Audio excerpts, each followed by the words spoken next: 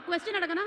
చెప్పండి చెప్పండి. Like Dulquer sir ఒక ట్వీట్ పెట్టారు, లైక్ మీరు ఎప్పుడో ఆ గ్లిమ్స్ చూసేసి చాలా బాగుంది సినిమా అని చెప్పేశారు. ఇది ఎప్పుడు జరిగింది? దుల్కర్ గారు చూస్తారు కదా, ఆయన టీజర్ రాగానే నాకు పెట్టారు. టీజర్ రెడీ అవ్వగానే పెట్టగానే జోమ్ ఇది చాలా బాగుంది, తెలుగులో మనమే చేద్దాం, ఎవరికి మాట ఇవ్వద్దు, మళ్ళీ తెలుగు చేద్దాం ఇది అంటే. అప్పుడు దాకా జోమ్కి తెలుగు చేసే ఐడియా ఉందో లేదో తెలియదు. తెలుగు చేద్దాం అంటే అప్పుడు వర్క్ స్టార్ట్ చేశాడు.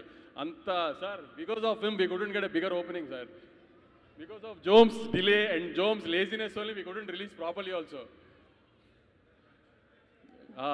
Thank you, Jom, actually for trusting me and giving the film, but you gave me a very good film to say that in my distribution thing, I have distributed a superhero film with, I mean, sir, but this is a very big bad name we got, sir, because you have made such a big film with such a small budget, and where you guys...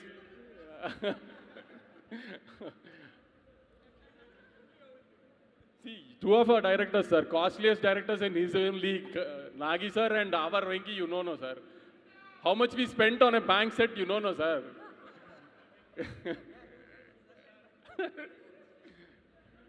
so ఇప్పుడు cinema చూసిన వాళ్ళు చాలా మంది వచ్చారు, చూడని వాళ్ళకి వంశీ గారు as an audience ఏం చెప్పాలనుకుంటున్నారు? ఎందుకు చూడాలి?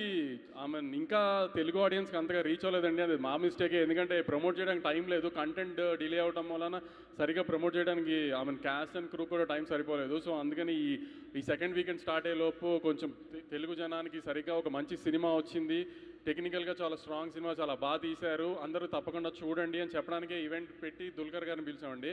చాలామంది తెలుగు ఆడియన్స్ ఇంకా చూడలేదండి, దయచేసి చెప్తున్నాము, ఖచ్చితంగా చూడండి. It will be a very good cinematic experience for you. ఈసారి రిలీజ్ అయిపోయిన సినిమాని చూసి కాన్ఫిడెంట్గా చెప్తున్నాను, కాబట్టి ధైర్యంగా వెళ్ళండి, థియేటర్కి పర్లేదు. ఓకే వంశీ గారు, thank you so much. And ఇప్పుడు